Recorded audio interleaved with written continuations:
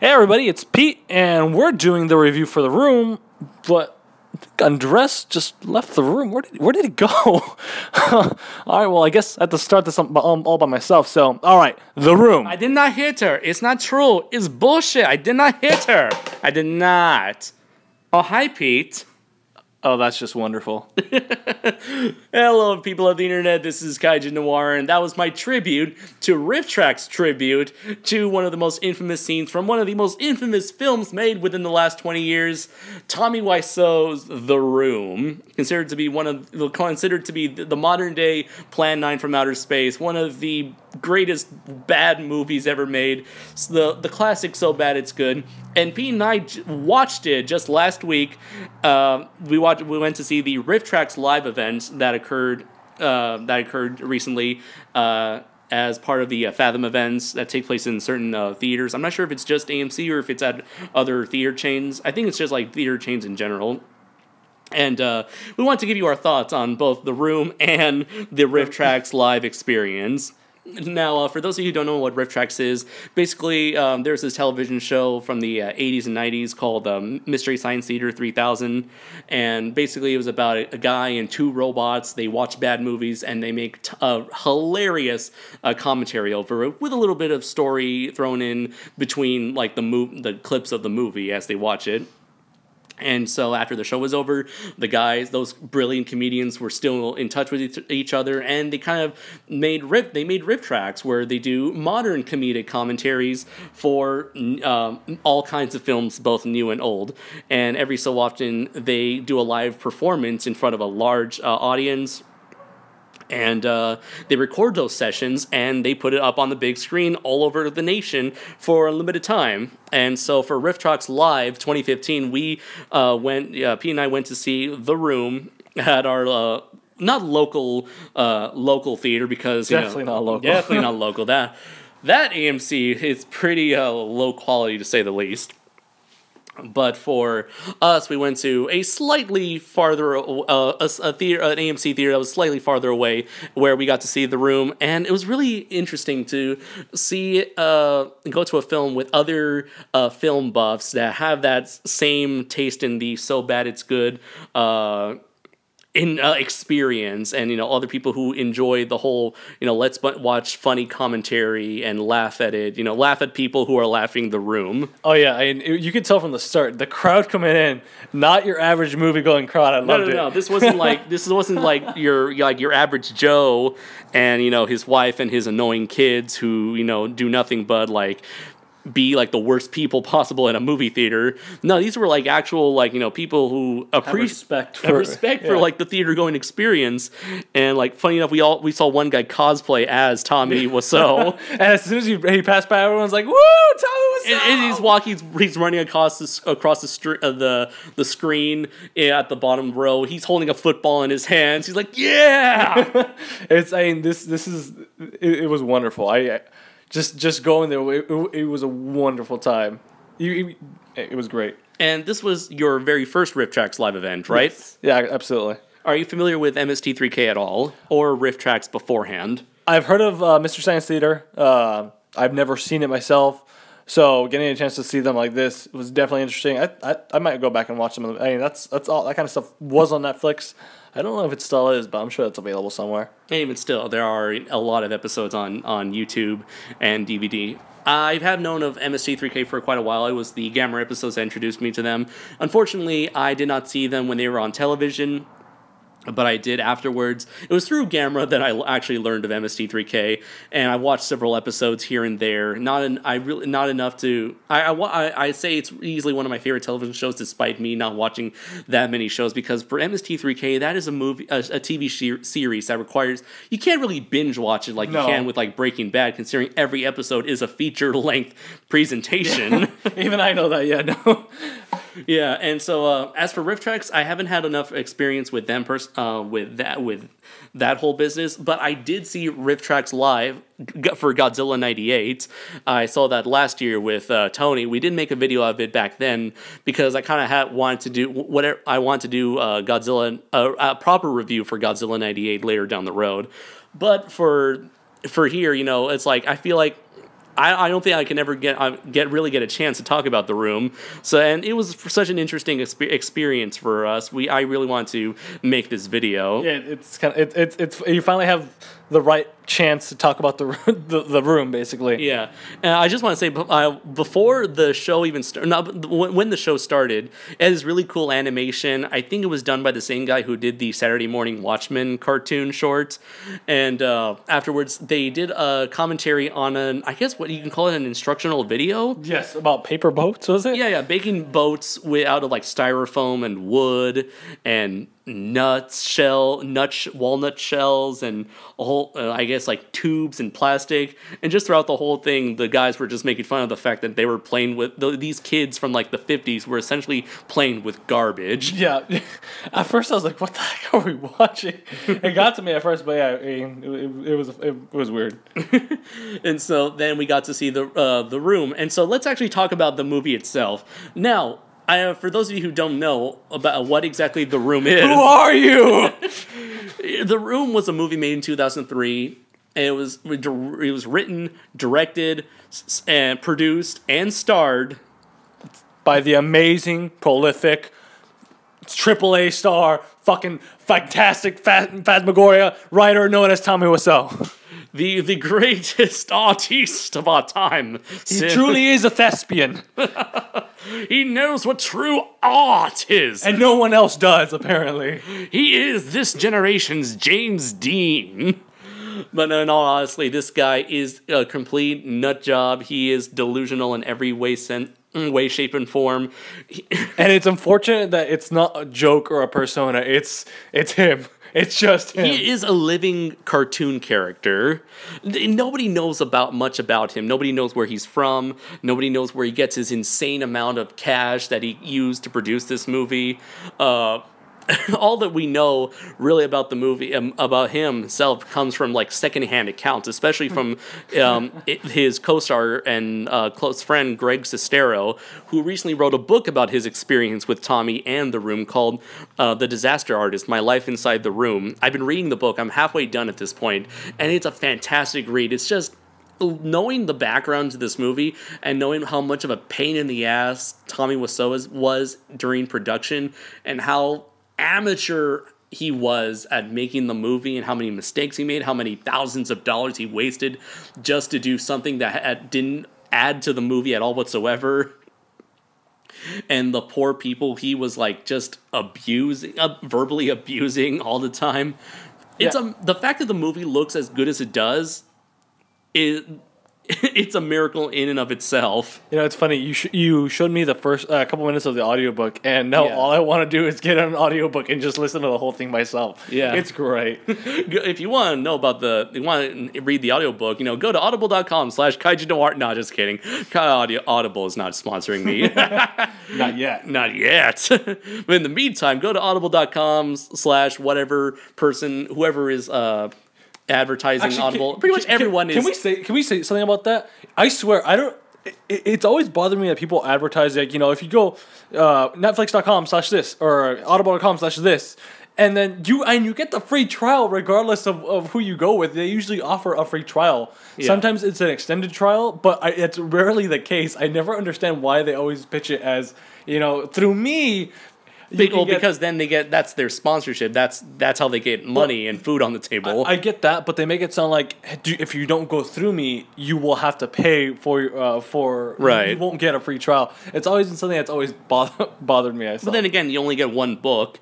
Whereas if you put like Andre from Black Nerd Comedy and then JonTron, then Jay Witz, that's like 3 books. No, because to do that you'd have to have separate accounts. You can't do that over and over and over again. Oh. It's a one-time deal. That's what I don't get, why they kind of pitch it like that when Netflix itself offers its free trial without the use of them. I mean, obviously that's their sponsorship. That's how they know how many people have been sent to Netflix via whatever the YouTuber is. But you know what? This is about The Room.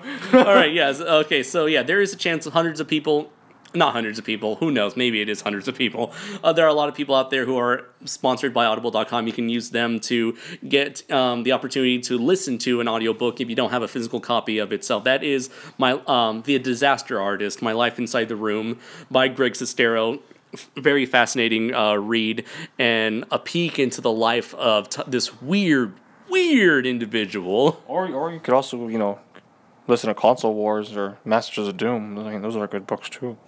Anyways, the Room is when you get right down to it, The Room is a very simple story about a woman who cheats on her fiance with his best friend, and that news eventually the husband, not the main protagonist Johnny, he learns about this. He's so devastated that he kills himself.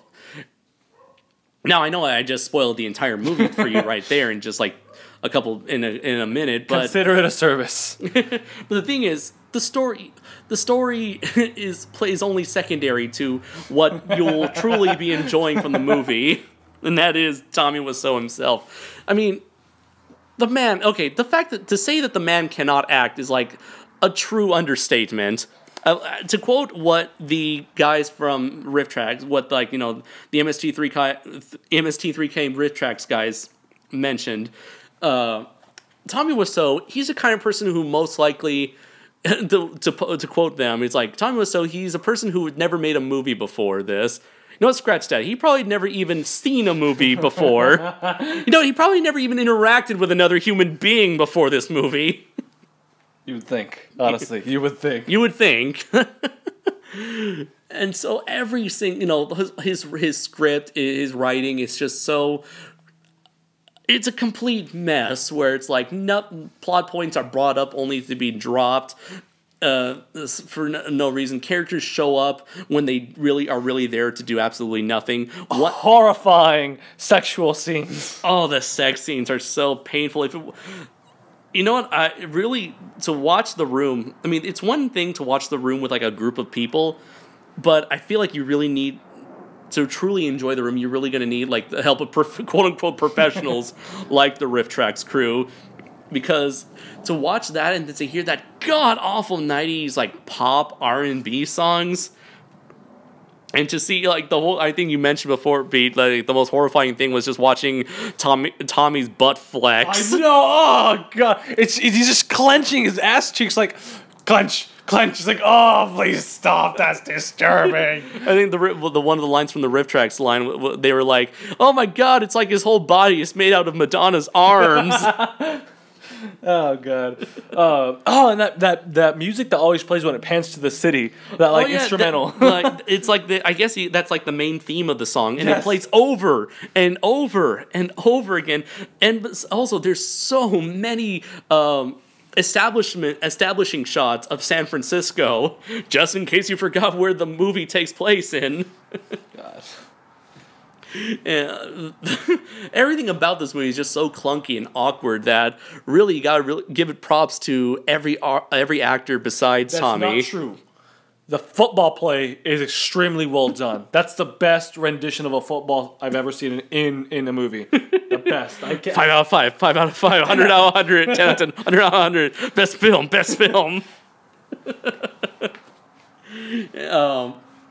The green screen. Remember the green screen? Yeah. And how it kind of looked like everything was all floaty a bit, and how almost every angle would be either like one shot of Alcatraz, it seems, or like one shot of like downtown, and everything looked all foggy and hazy. One of my favorite parts of watching it at the RiffTrax Theater was everyone knows Tommy Wiseau's biggest lines or the big quotes. So whenever something would come up, almost people would all say it at the same time, or after they would be said, they'd all applaud or clap or be happy. It's so amazing to see other people just cheering on when he says, "Oh, hi, Mark." Yeah, or the whole or "You're tearing me apart, Lisa." And you'd hear people saying that at the same time. I loved it. Oh, yeah, it's really weird. It's like, when I tend to have this like maybe this very I don't know what the term is, but not narcissistic, but it's like I sometimes get the feeling that like you and I are like one of the few people who really appreciate film as an art form here in San Diego. But of course that's completely stupid. But it's like it felt really satisfying to go there and see other people who are also like fans of film in general, who all like come in to appreciate. I mean, we've already established that, but I want to tell you guys again how amazing it felt to be among a sense of camaraderie. Yes, a sense that you're part of a larger community. Now, remember the spoons? There were several portraits or framed pictures of spoons on the table. Just weird pictures. Yeah, I remember that now.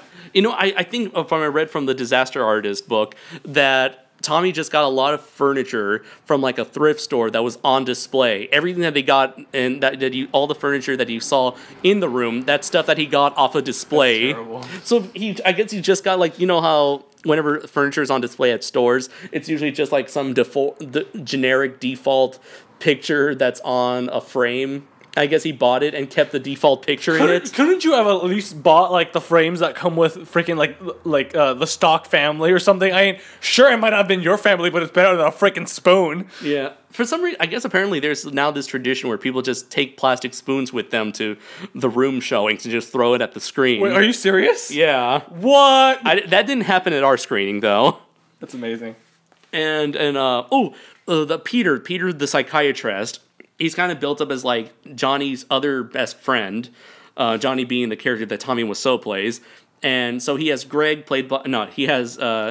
Mark played by Greg Sestero, and he also has Peter as his other best friend. However, halfway through the movie, Peter disappears altogether, and he's replaced by this man who kind of looks like a cross between Eric Bana and Mark Ruffalo. And all the characters treat him as if he's always been a part of that movie, and that he was always like another one of Johnny's close friends. And people are like, I was like, where did he come from? But now later I learned that the actor who played Peter, I think his name was Kyle, he basically said fuck this movie and left, and so they just got that random background character and had him play the role as the new secondary best friend. Essentially, yeah. When we were watching that scene, we were just questioning, who is this guy? Yeah, who is this guy? I think there was like another couple, there was remember the random couple that just came in to have sex in their house? About chocolate and sex and whatnot? Yeah, I remember that. Like chocolate being like an aphrodisiac or whatever. Did you know that chocolate is an aphrodisiac?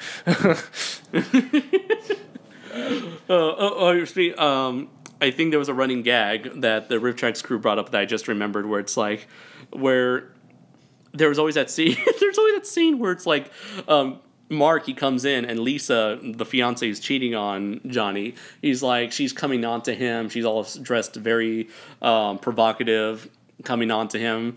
And even though that they've had sex several times, he's like, "What are you doing? Where's this going? Where's this going?" So I'm pretty busy recently. I got some plans. I got a new job. So I got this new job. He brought it up out of nowhere in one scene, and so throughout the movie, the RiffTrax crew was like, so about this new job I'm getting. It's going to pay a lot more. And the plot itself, it's so repetitive. Oh, it's like, I don't love Johnny anymore, Mom. Why don't you love Johnny anymore? I just don't. He's boring. I want a new husband. That happens like four or five times. And it's not an exaggeration. It happens like 5 or 6 times throughout the whole movie. And she gives the same answer every time. Or how about the candid, I'm dying. Oh yeah, it's only one brought up once. I have breast cancer. No, it's only brought up once, but the way she says it's so like normal. I'm dying. It's true. It's true. I definitely got breast cancer. Like it's just like nothing. It's like, oh my god. And it's again just like the drug dealer scene. His name is never said in the movie, but you know what? Want to know what that gangster's name is? What? That character's name? Chris-R. What? Chris R hyphen in the middle. Why? Because he is gangster. He's the tough guy. Drugs are an important problem in society. That's why I want that in movie. Oh God. Help. That's pretty much Tommy's explanation, according to the Disaster Artist. Oh no. Oh no. Oh. But yeah, I mentioned the repetitive nature, where it's like all those arguments between Lisa and her mother. Those were the worst. I swear. It was like, I don't want to be with Johnny. You got to be with Johnny. You can't take care of yourself. You got to tell him, fine. And then they had the same conversation with Michelle, Lisa's best friend. And it's like, the way women are portrayed in this movie, it's like they do nothing but sit down, gossip, drink wine, and fuck. Yeah. Oh my god. The mom made it sound like at first the mom. Oh yeah. The mom sounds logical at first. She's like, he's a good man. Blah blah blah. And near the end, she's like, just take him for his money. He's a sucker. Just stay with him. Why do you think I was with your father? Yeah, oh my god. Yeah. Exactly. Oh god. Oh yeah. Throughout this movie, like knowing how reading up on the production of this movie and knowing how Tommy is as a person in real life through Greg Sestero's eyes, it seems like, Tommy Wiseau has been this very lonely person with really no real connection to the real life, to the real world outside of Greg. And this movie really feels like some sort of, not power fantasy, but kind of like a fantasy fulfilling film where he is the character. He plays a character that everybody adores, everybody respects, and it's not him that's the problem. It's everyone else that's against him. Like that scene where he says you all betray me. I'm fed up with this world. Oh yeah. So this really feels like I think the term people would use is like a very Mary Sue type of story where it's like the character's all perfect, he can't do no wrong, and in order to make him sympathetic, just bad stuff happens to him that's out of his control. It really does feel like that. And the story doesn't make sense. I don't want to say the story makes sense, but... Well, I mean, if you cut out the fat, you get the story of... Like you said, it's a simple story of... a guy with a fiance. His fiance gets tired of him. She leaves him to be with his best friend, and out of anger, he kills himself. I mean, that's the story. If you really want to make it that simple, just cut. Yeah. But it's like if you try to look at it and try to compare it to Tommy's questionable life, where it's like it is like he has done no wrong, and yet people criticize him for everything that he does. So I guess that's all the subtext I think you'll need from The Room. Yeah. I'm not the problem. Everyone else is. That's why I make movie showing how difficult the world is. It's a pretty hard world, Johnny. But unfortunately, you're part of the problem. Oh my god. Well, oh boy. He's starting that new TV series. Oh, God, The Neighbors, was it? Yeah. I've heard nothing about it, but I'm actually quite anxious to... We gotta check it out on Hulu one of these days. Yeah, oh yeah. In the meantime, what's that series on YouTube called again? Oh my god, okay, so we looked it up, and there's a little series on YouTube called... Oh god, hold on, give me a second here.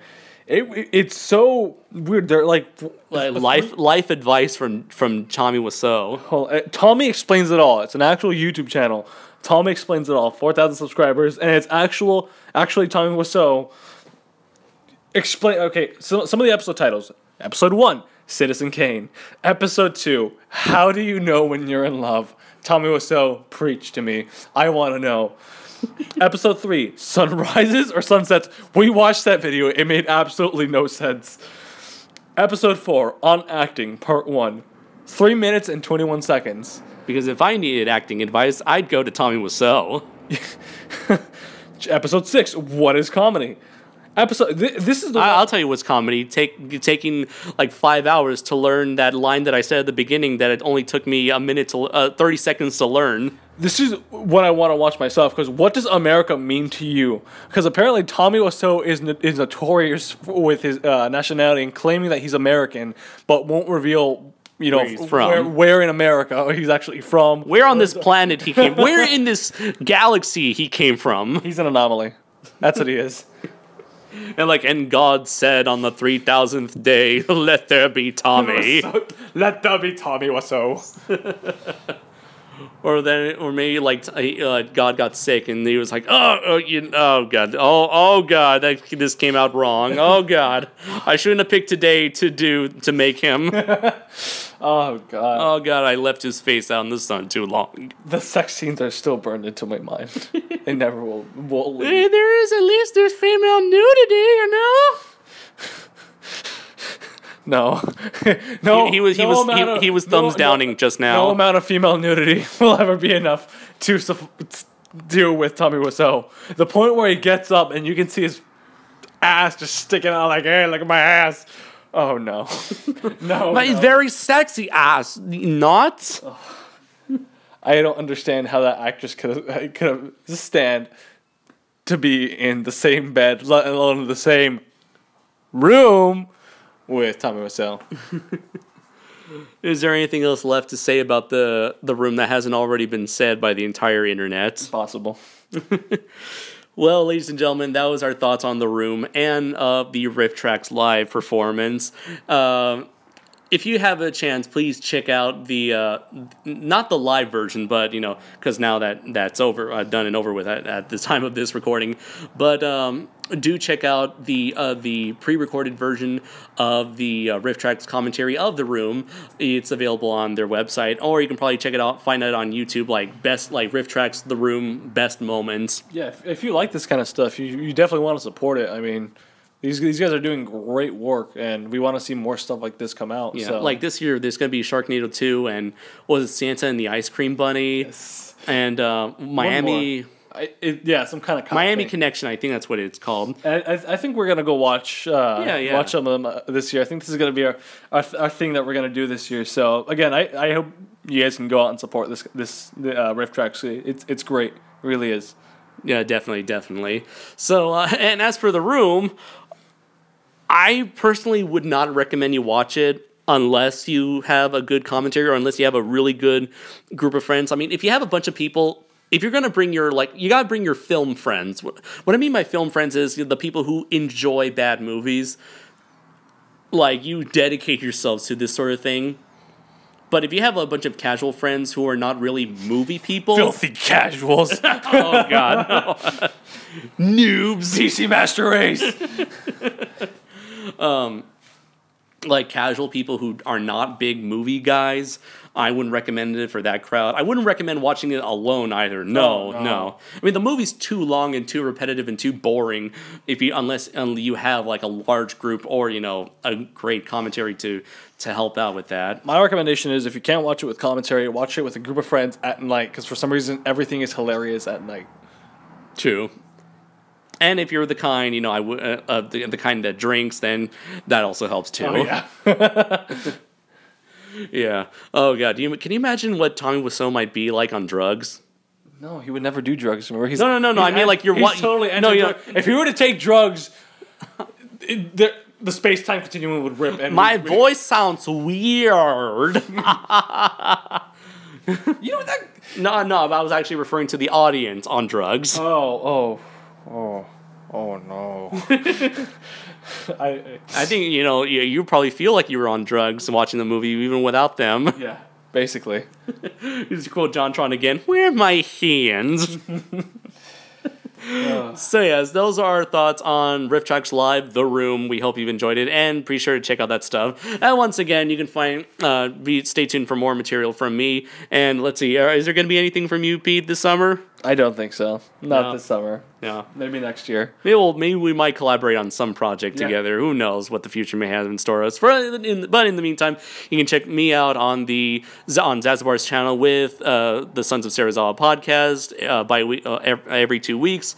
You can see me on my podcast, Shoewatch, Super Dynamic Ultra Force Go. You can also see me in Deadpool, Kaiju's Corner. You can also be sure to stay tuned for my upcoming reviews of the Heisei Godzilla series. And you can find me on Facebook, either on the SOS Network homepage or on our Facebook group, Toho Nation. So with that said, until next time, everybody, take care.